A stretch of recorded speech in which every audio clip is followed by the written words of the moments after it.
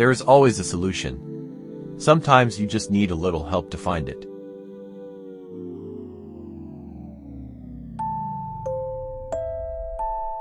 In this week's story, the governor of a small island signs a deal with a pharmaceutical company to obtain early access to a new pharmaceutical, essentially enrolling the island in a study. Unfortunately, the medicine turns out to have some unexpected effects.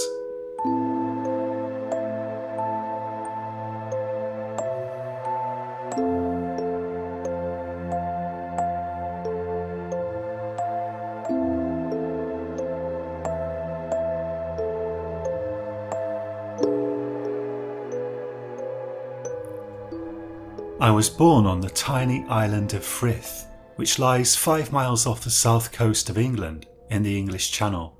The island's population was never greater than 6,000, and we mostly all more or less knew each other, at least by sight. I would describe my childhood as idyllic. Frith almost seemed to exist outside of time. We had very little traffic and no ugly modern buildings. The few cars that did exist on the island were mostly of the classic variety, lovingly maintained by their owners. The crime rate was essentially zero. Our main exports were cheese and pottery. Now, I'll admit, I wasn't much interested in cheese, nor in pottery. So as a young man, I started to think I'd have to leave Frith to seek my fortune elsewhere. But honestly, I didn't want to. All my friends lived on Frith, and I was pretty happy with visiting the mainland once or twice a month and leaving it at that. Then the internet age began to get really into full swing, and I started to think I might be able to stay on Frith after all. When I turned 18, I managed to get a job working remotely for a PR company that specialised in digital promotion, and that suited me just fine. I was in my early 20s when Francois Bernard came to live on the island. He was more or less English in spite of the name, and was some kind of journalist, leveraging the power of the internet. Apparently his blog posts had a huge following. The arrival of an outsider always got people talking on the island. Francois was around 40 years old and had a peppery beard and round glasses. He kept more or less to himself, but would often see him in the Seagull in the evening, writing on a laptop computer. At first we made fun of him behind his back, but he seemed pretty affable, and we grew to accept him as a sort of quiet fixture. I read a few of his blog posts, which covered a wide range of topics, and I had to admit they were pretty interesting. I don't remember precisely when he arrived, but he was already there in 2007 when the economic crash occurred. I remember I was standing around the bar in the Seagull with Leah, Chris and Anton, and we were talking about how we'd never have known there was an economic crisis going on if the newspapers hadn't told us.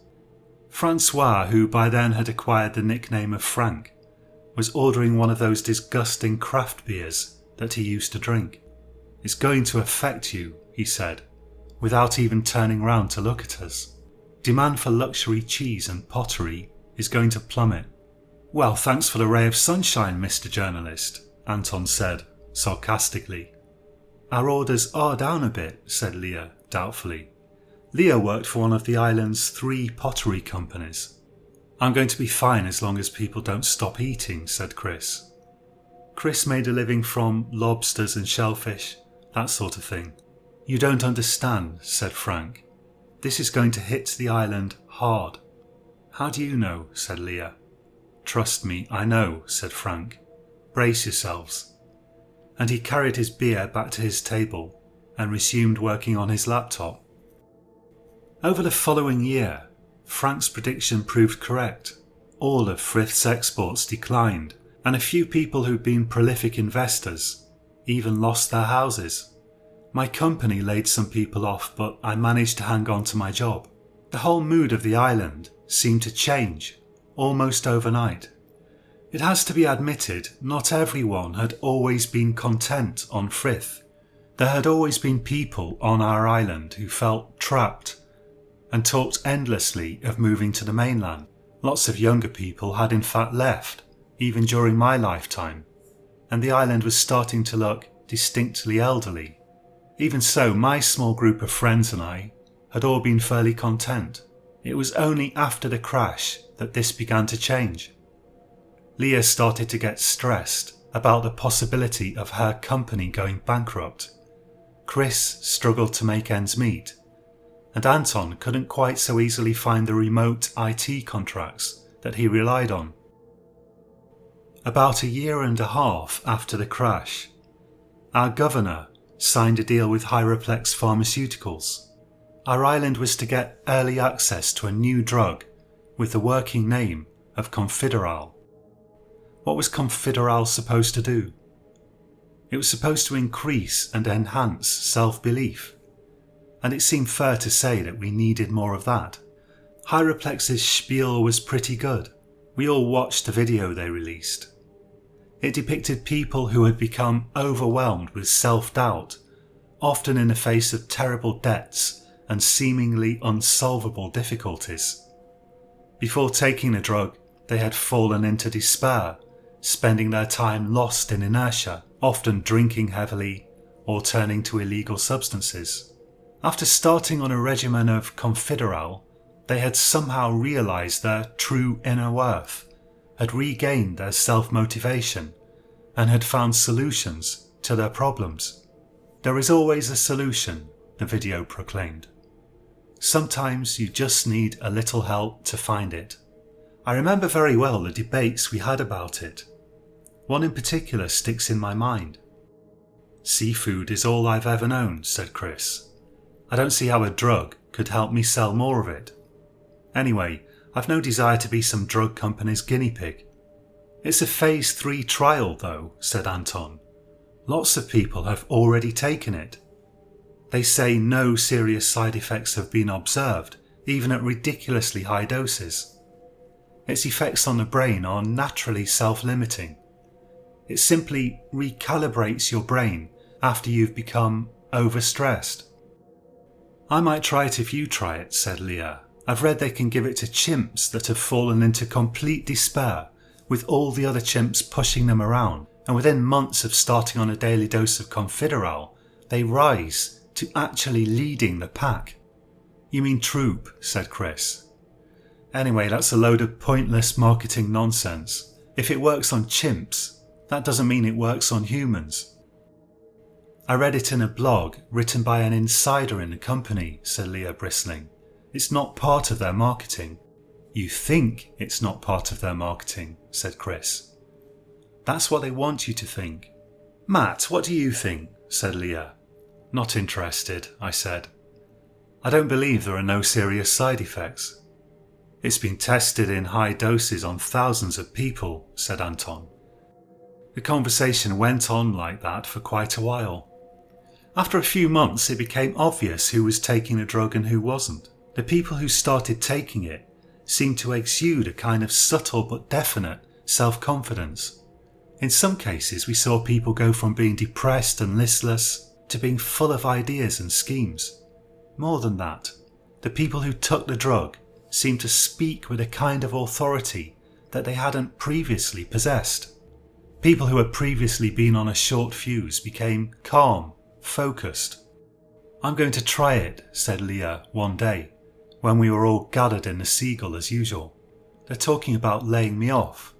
Something needs to change. I need some kind of a boost. Have you lot seen Greg? He's like a new man. Greg was a janitor at one of the island's schools. He had transformed almost miraculously from appearing extremely morose and having a reputation for doing the minimum necessary that was expected of him, to spending his time fixing things that had gone unfixed for decades and enthusiastically talking to anyone who would listen about applying for funding to completely refurbish the school. Don't do it, said Chris. Your brain is precious. You don't know what long-term effects it'll have. It's safe, said Anton. Another few months and it'll be on the market. They've tested it for side effects, I keep telling you. They invented it 3 years ago, said Chris. How can they possibly know what the long-term effects of it are? Drug testing these days is way more sophisticated than it used to be, said Anton. They would have noticed if it did anything bad to people. You take it then, said Chris. I'm thinking about it, said Anton. Yeah, said Leah enthusiastically. And she and Anton did a kind of jokey handshake in the air. We'll show these doom merchants. I'd always seen Leah as a confident person anyway, but after she started on Confideral, she definitely seemed different. Where previously she'd seen problems, now she saw opportunities. I'll admit it was pretty heartening to see her tackling problems head on. In no time at all she went from worrying about being laid off to talking the director of her company into trying to open up entirely new markets. Anton started on the drug pretty quickly after seeing the effect it had had on Leah. It seemed to help him a lot too. He began to talk about all kinds of interesting projects and opportunities in his field, things he'd never mentioned before. Once I was in the Seagull with Chris eating lunch, and we fell to talking about Leah and Anton. You know, I said, it's as though Anton's operating on a whole new level. I mean, all he ever wanted to do was get by. He only ever wanted to keep finding contracts so he could pay the bills. Now he's going on about becoming an entrepreneur. Leah's the same, said Chris. You know, she's developed a whole line to sell to Chinese buyers. She's literally selling China to China. It's messed up. What do you mean, messed up? I said. It's good, isn't it? What if everyone starts taking this drug? Said Chris. Imagine it. Everyone you have to deal with, everyone you work with, everyone you know wants to be a leader or an entrepreneur. Where does that leave the people who aren't taking it? The people with normal brains? What's normal? I said. It was probably like this when people started drinking tea and coffee. I read that every single place where coffee became widespread experienced a kind of boom. I don't see us ditching coffee anytime soon. Yeah, said Chris dubiously. Well, I don't feel like arguing about it. I'm just playing devil's advocate, I said. I know, said Chris. I'm just bored with the topic. How's the seafood market? I asked. Bloody terrible, said Chris. He had dark circles under his eyes, visible even underneath his deep suntan. I think that's when Chris began to crack. Anton took to wittering about sports cars.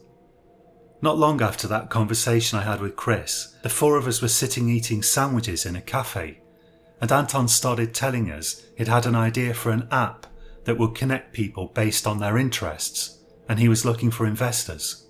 Existing social media groups people by their friend circles or their work connections, he said. This would group people by their interests. Say you're interested in playing the guitar, this app would connect you with all the other guitar players locally. So it's like a dating site but for friends, said Chris. Anton thought for a minute. Yes and no, he said. Anyway, this is just one concept I'm playing around with. The idea is to create a startup that makes lots of products, then sell it maybe 2 or 3 years down the line. Then I'm going to buy a Bugatti Veyron and take up surfing. Enjoy the good life. They're cool cars, said Leah. Sports cars are a waste of money, said Chris. They are if you're not into them, said Anton. Some people buy them just to show off. It's different if you're really into them. A bit later, Anton went to spend a penny, and Chris said dryly, I hope he's kind enough to wave at me from his sports car if he happens to drive past me when I'm living under a bridge somewhere. Leah and I laughed, but I sensed a slight edge of real bitterness in Chris's humour. I sensed Chris was torn. He preferred the old Anton, but on the other hand, who doesn't want to be full of new plans and enthusiasm? You know what they say, said Leah teasingly. We hate it when our friends become successful. He's not actually successful though, is he? Said Chris. It's just talk. He was right. But at the same time, Anton was sort of starting to seem like a man who was going places. As for myself, I realised about a week after that I'd convinced myself to try the drug. The PR company I worked for had cut 30% of its staff and I was constantly worried they'd cut me. They had already reduced my workload, slashing my pay. I had no idea what else I could do if not PR. I was constantly hearing the economy was bad everywhere and there were no jobs in PR. I didn't have enough money saved up to relocate to the mainland, and I hated the idea of leaving my friends. One day I went to see a doctor about a sprained thumb, and after we'd finished talking about my thumb, I happened to mention that I was pretty stressed. Now that I look back on it, I wonder if subconsciously I went to see the doctor in the hope of getting prescribed the drug. I did that classic thing that doctors are probably well familiar with, where I booked an appointment for one problem and then saved my real problem for the end of the consultation.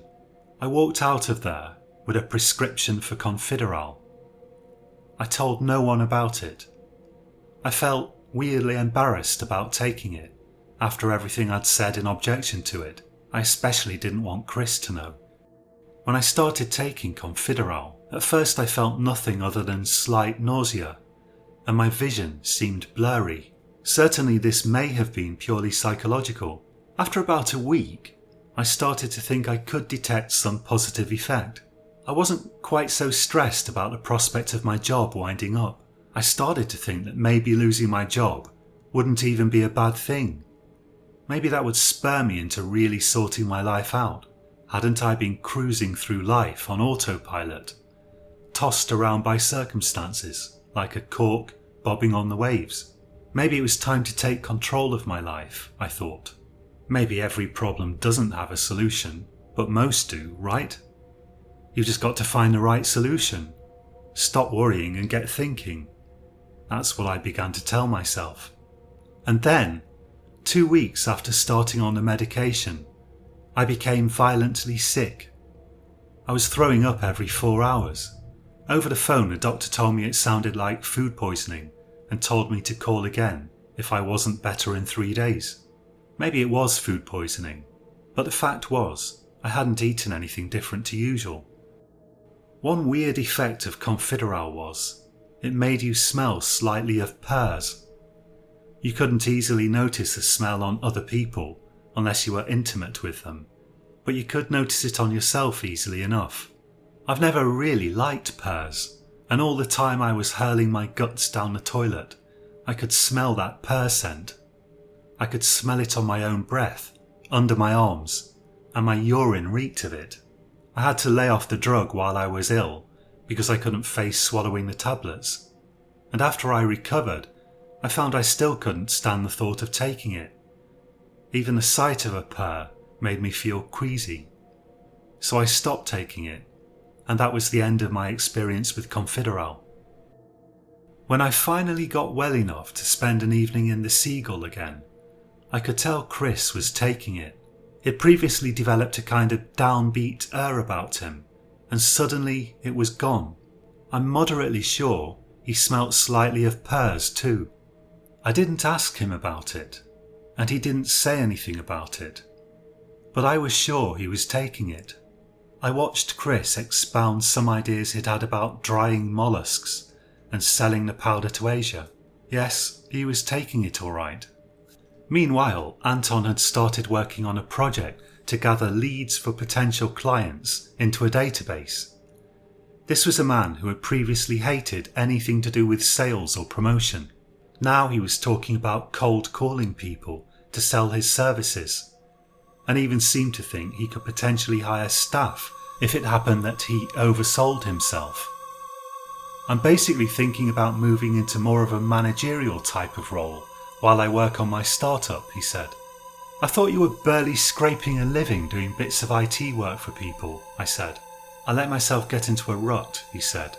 I'm out of it now. Then he held his glass aloft and almost shouted, "To success!" Chris and Leah clinked their glasses against his. I reluctantly followed suit. "To success," I repeated. But I had no idea what success we were celebrating, since only about 5 minutes ago, everything had seemed pretty bad.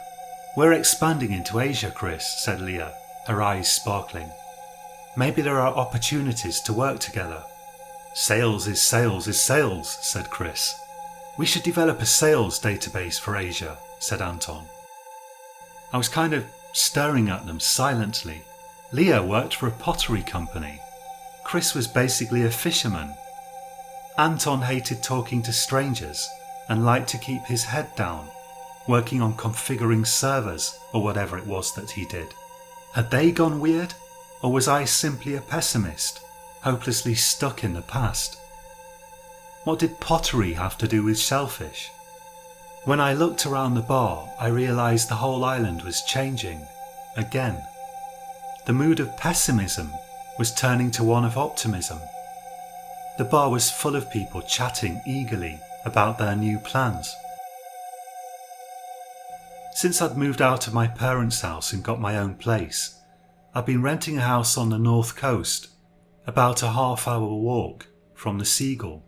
It was past midnight when I set out on the walk home that day. I'd been walking for about 10 minutes when I noticed a dark shape in the road up ahead. For a moment it gave me quite a start. As I got closer, I realised it was groaning. It was Frank, lying on his back, clutching his knee. "Are you okay?" I said. "What's wrong?" He was clearly in pain, but he managed to smile. "Dislocated my knee," he said. "This happens about once every 3 years." He was gasping with pain. "I'll call you an ambulance," I said. "No," he said, "not necessary. It's already sliding back by itself. Could you help me get home? It's only 5 minutes from here. Probably take me 10 minutes, to be honest." The poor guy had to hop all the way home, holding onto my shoulders. It took us 20 minutes because he had to keep stopping. I could tell he was in agony. Eventually we arrived at his house and I dropped him onto a sofa. He was covered in a fine patina of sweat. His face was drained of colour, and he seemed almost a little bit out of it, as though drugged by the pain. "I can't just leave you like this," I said. "Can't I call someone?" "Not necessary," he said. "Listen, I've got a pair of crutches in the cupboard under the stairs. Could you get them for me?"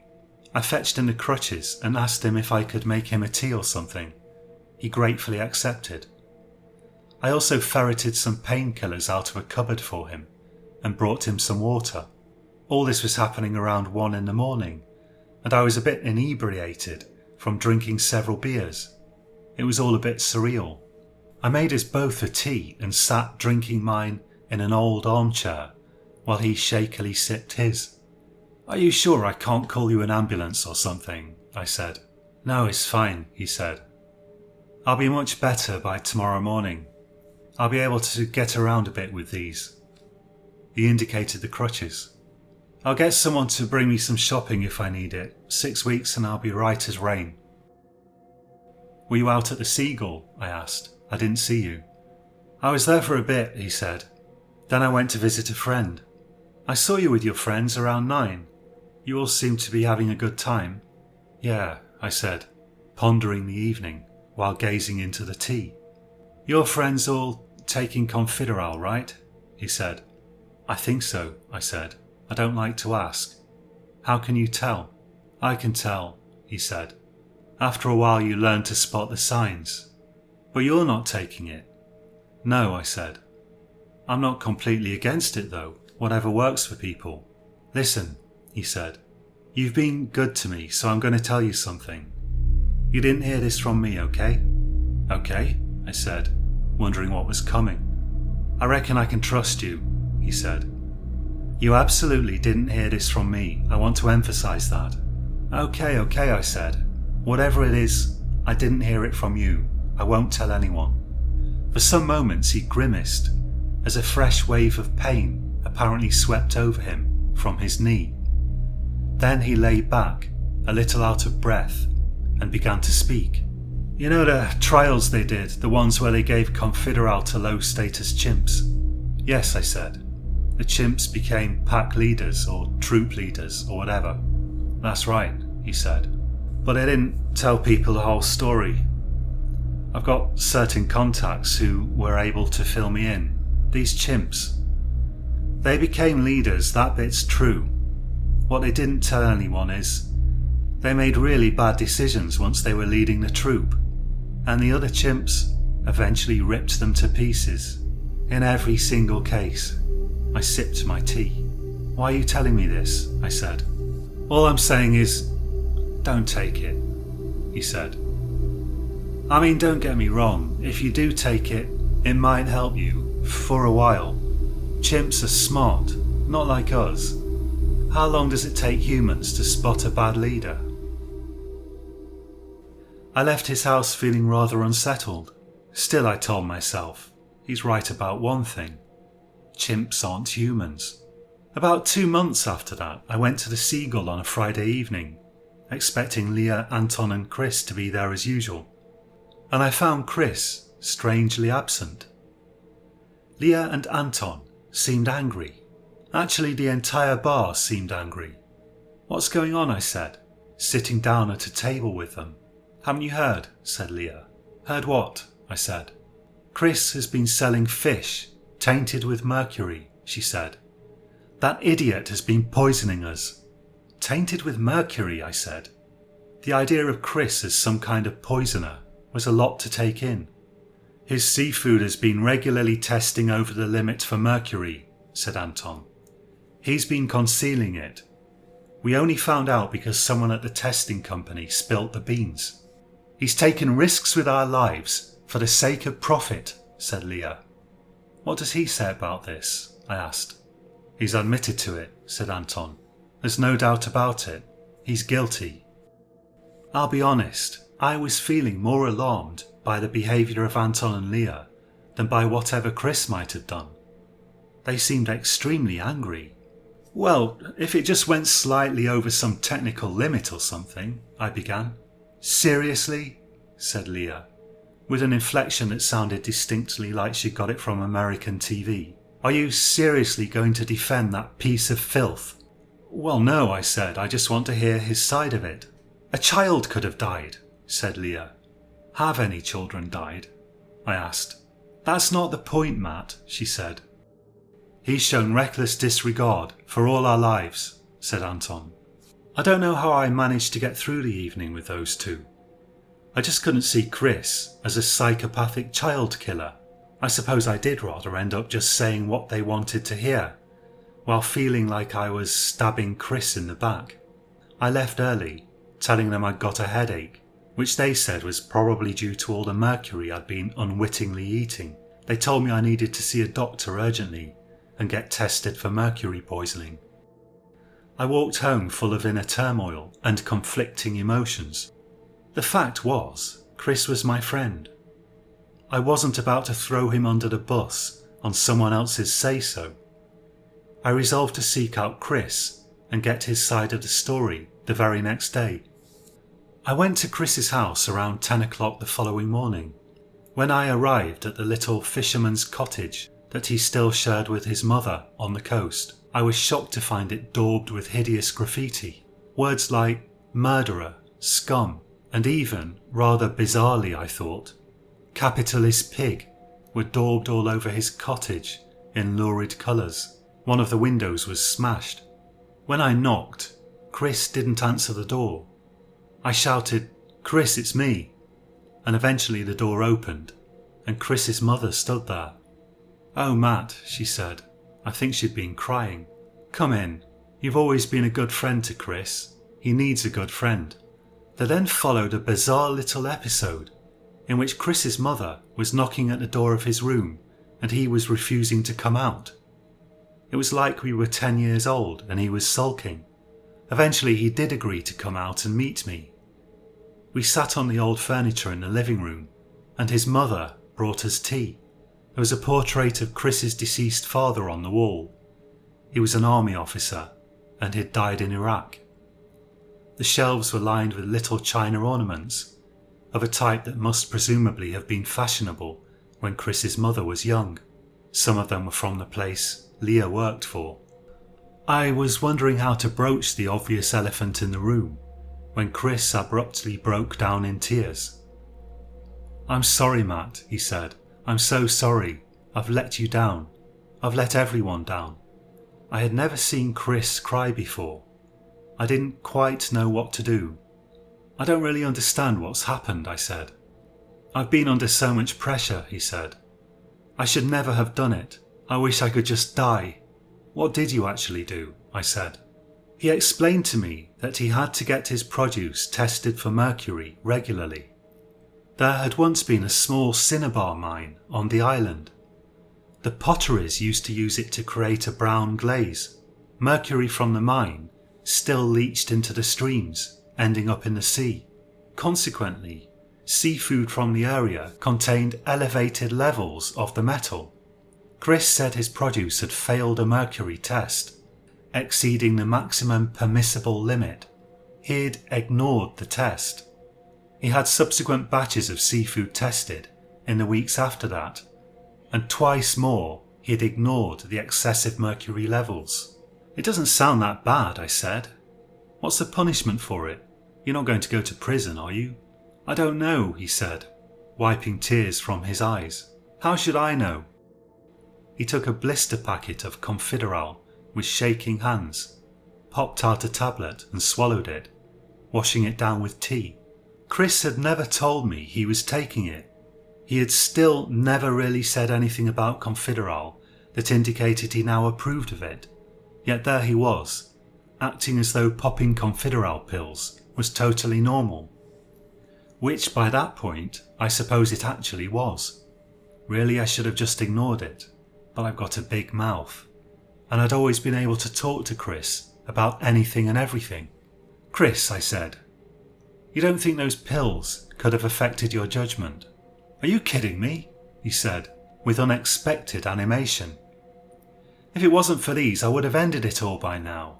The number of times I've thought about jumping off the cliffs. They don't even really have any effect on me. They just take the edge off a bit. Really, Matt, you're going to give me a hard time about taking a few pills now when my life's just gone to pieces?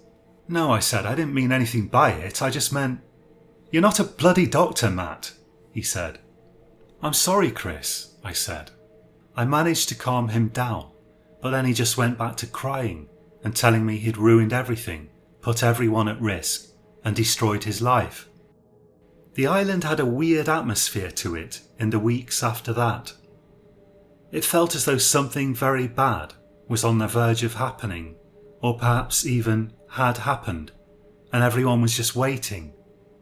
Waiting for what, I don't know. It's hard to put into words. Every little street, every corner shop, every slight change in the weather seemed to possess a curiously ominous and portentous air. Chris was arrested and charged with public endangerment under some act I'd never heard of. Our island enjoyed a degree of legal independence from the mainland, and I'm sure Chris's arrest came at the behest of the governor herself. He was offered bail, but he didn't pay it. People were regularly throwing rocks at his house, and the rumour was that he had decided he was safer in the island's jail. Maybe he wanted to protect his mother. It was on a cold and windy day in September that the island's brooding air crystallised into a definite evil.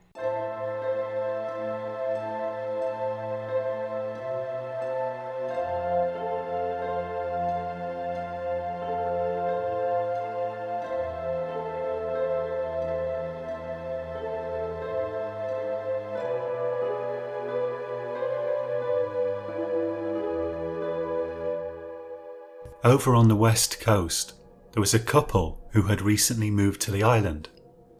They had a 6-month-old daughter named Emily.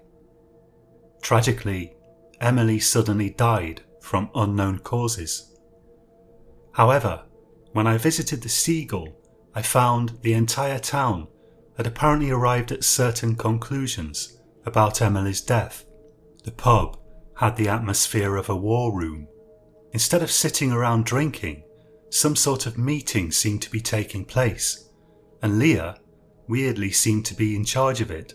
When I walked in, she was banging the side of a glass with a fork to attract attention, and then she began to speak.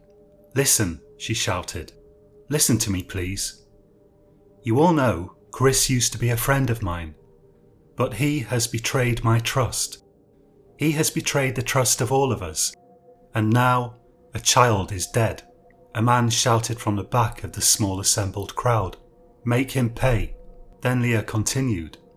Chris is now sitting in a comfortable cell, being brought cups of tea and thinking about how much money he has made from poisoning us. We all know he's going to get off with a slap on the wrist. Is that justice?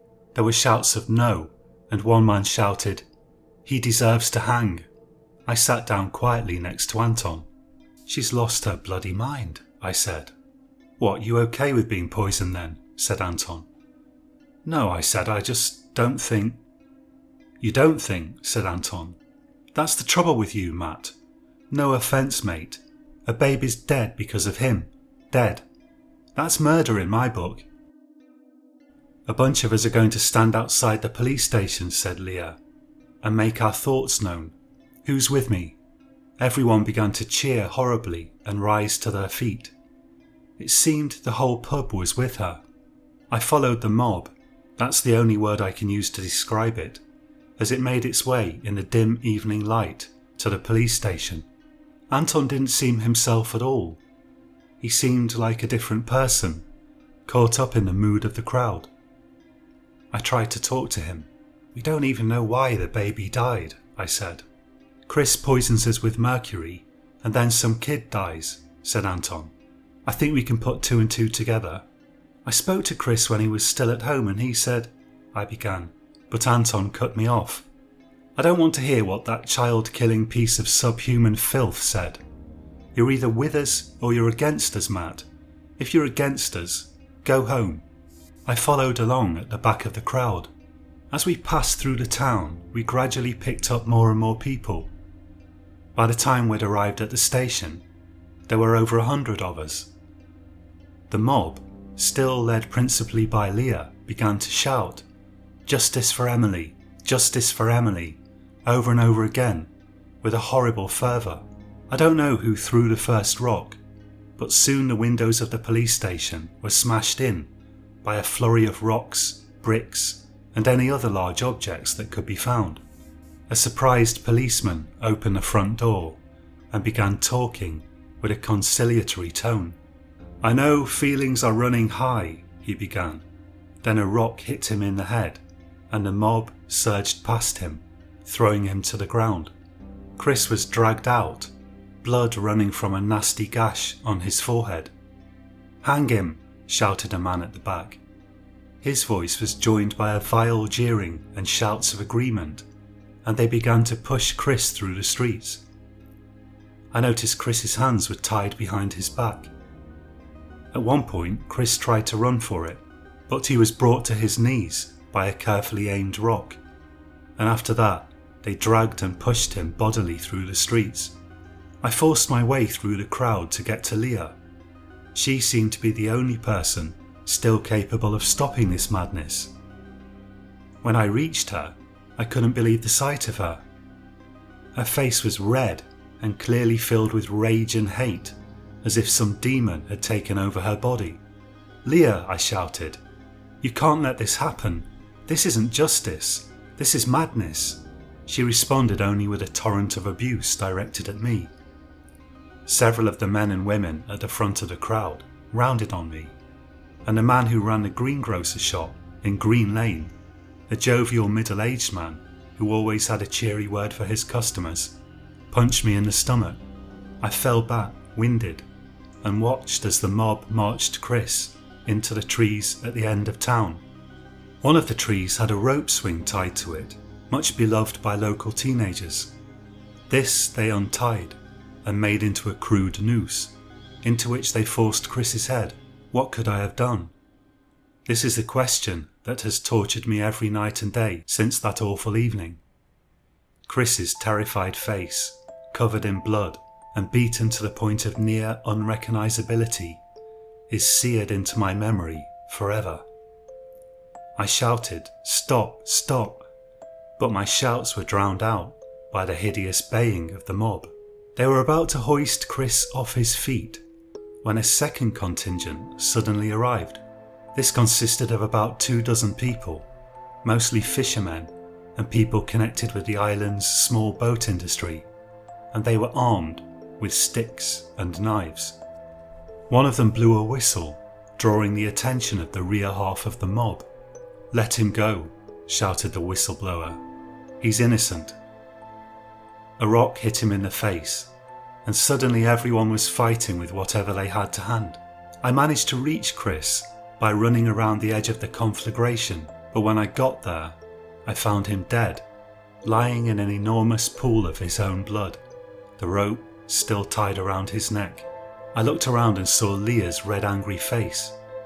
She was shouting encouragement at her comrades in arms, using the vilest words imaginable. I lost track of her for a while. Then the sound of a helicopter filled the air, and a police helicopter appeared, a policeman shouting at the crowd through a megaphone. Initially, the appearance of the police had no effect on the crowd. Then the policeman threw a canister into the baying mob, and a choking mist arose from it. I began to cough almost convulsively, and I had to retreat further back. I heard shots and cries of "I've been hit." I later found out the police had begun firing rubber bullets. Police cars began to arrive, the police hitting the protesters with koshes and dragging them into a police van. It was at least 10 minutes before I was able to lay my eyes on Leah again. Eventually I located her. She was dead. The side of her head had been smashed in.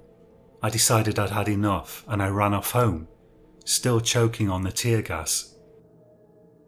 For a few days after that, it was difficult to get off the island. The ferry stopped running.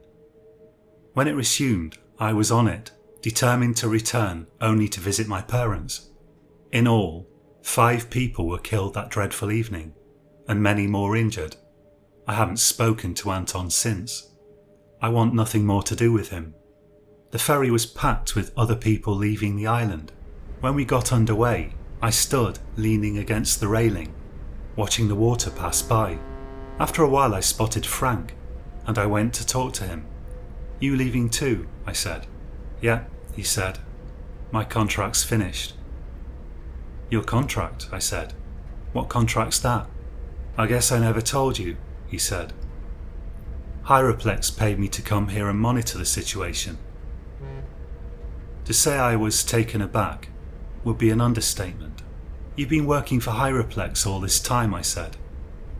"That's right," he said. "You seem surprised." I leaned back against the railings, listening to the sound of the ferry's diesel engine chugging along. As if reading my thoughts, he said, "I'm not the bad guy here. I'm a freelancer like you. Hyraplex paid me to go and observe the island before and during their trial. That's all. By the way, you might want to take a look at this." He rummaged about in his backpack and shoved a sheaf of papers into my hands, stapled together. "Toxicology report on a sample of 500 islanders," he said. "Results just came in. No elevated mercury levels, at least nothing worth writing home about." I stared dumbly at the sheaf of papers. "So what are you going to put in your report?" I asked. "Everything," he said. "Just the same as I've been doing for the past 3 years. You know, Hyraplex thought the island would undergo a kind of economic boom due to their drug. They wanted it documented thoroughly so they could use it in their promotional material. They weren't wrong about that. It's an amazing drug." He turned to stare out to sea. We were fast approaching the mainland. "You can keep that," he said. "It's public information." "They can't market this drug now," I said. "Not after what's happened." "You'd think," he said.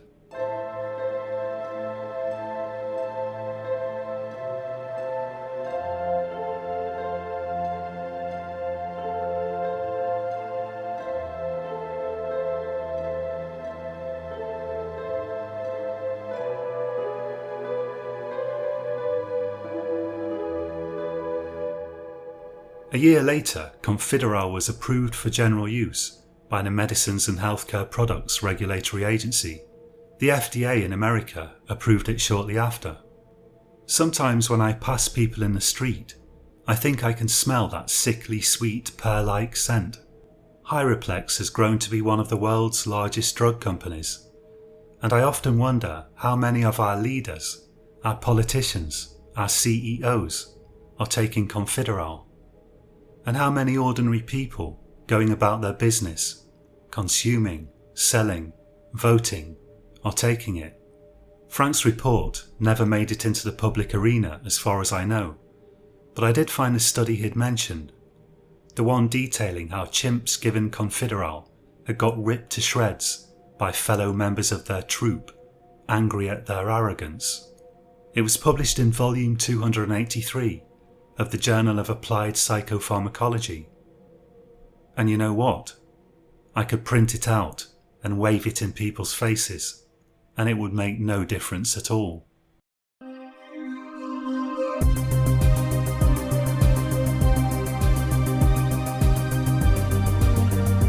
Thank you for listening. You've been listening to Science Horror, and my name's John Purcell. All the stories on this channel are written by me. If you enjoyed this story, please develop a new drug that makes people obsessively click the like button on my videos. Thank you so much, that would really help. I think originally this week I was going to read a story I'm working on about a series of inexplicable murders in Victorian era London.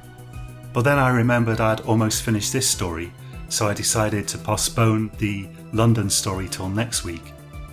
Do join me again next week for that, and until then, have a good week and sleep well.